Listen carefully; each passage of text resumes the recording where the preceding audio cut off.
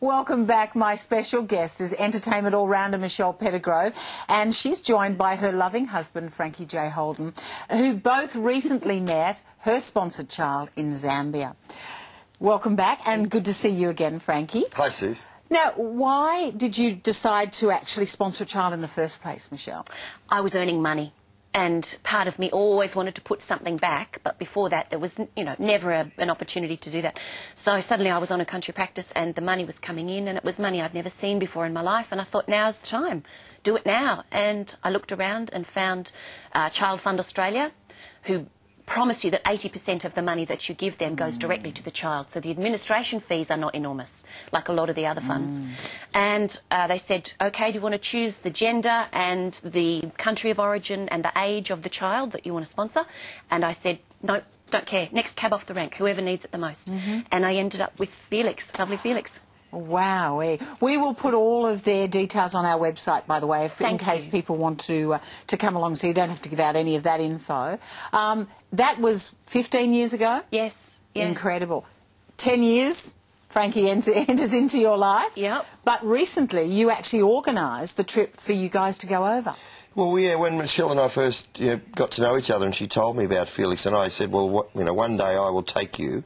And there he is there. He's a great kid. He looks like a young Muhammad Ali. He's really fit and healthy, and he's a prominent guy in the village because he's the elder in his family now. His mum and dad have passed away. He's got a little sister that he's got to look after. But you can see there the reaction when we arrived. The whole village just went nuts, singing and dancing this song of welcome and joy, and it was such a happy occasion. I've compared it to the closing ceremony of the Beijing Olympics, when all the athletes come out and there's all that love in the air. That was nothing compared to what we experienced there. And there's little Georgia. She was so brave. But they were so grateful for what Michelle has done over the 15 years, because the sponsorship doesn't only go to Felix. That money gets spread around the whole village, and they've got a clinic there now, and they've got a little preschool.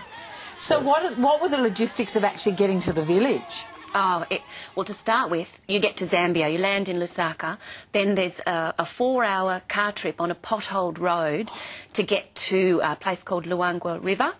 And then we overnighted there because it was just too hard, especially for Georgia. And then the next day, there's a 2-hour dirt road trip, and it's barely a road, it's just a track. There's no other cars on it.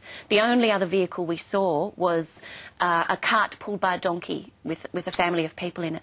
And that's another 2 hours to actually get to Kapanyika, which is the village, and then you got this great big huge hill to the top of to where the village is, and that was sort of when it all happened. It's an effort to go. Yeah. But we would encourage people to sponsor children, and if you are already a sponsor, I'd strongly encourage you to make the effort and go, because it allays your fears about whether or not your money's getting there, and you actually physically see the good that your small contribution, it's not a lot of amount of money. Exactly. But for you, Michelle, I mean, obviously over the years you've been corresponding with Felix. What was your reaction when you actually saw him in person? It made it so real for me. I've got photos of Felix from when he was a tiny baby, and then growing up slowly and getting mature, and finally seeing him and being able to open my arms and hold him.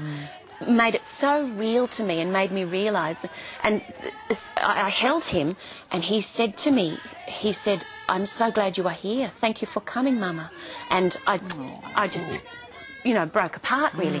His own mother died in 2003. That was Beatrice. Yeah, of diarrhoea, something that we just wouldn't hear of dying of in this country.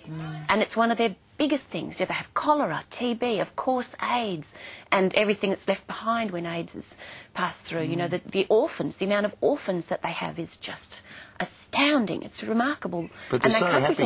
They're so resilient, and the kids are all clean, and it's a simple life that they lead, but it's their attitude is really uplifting for us. So, any plans to bring Felix to Australia?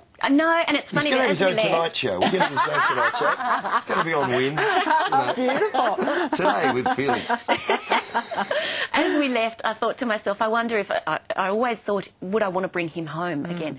And that's just, it's such a silly, self-important thing to think, because when you get there, you realise how special it is for him to be where he belongs. He belongs there. He's loved, he's nurtured, he's part of a community and a family. And, you know, he's one of the lucky kids that made it past 5. 20% of children in Zambia don't make it past 5. The life expectancy is 37 years, you know. He's where he's supposed to be, and he's enjoying it. Fantastic. And he has a future now. Yes.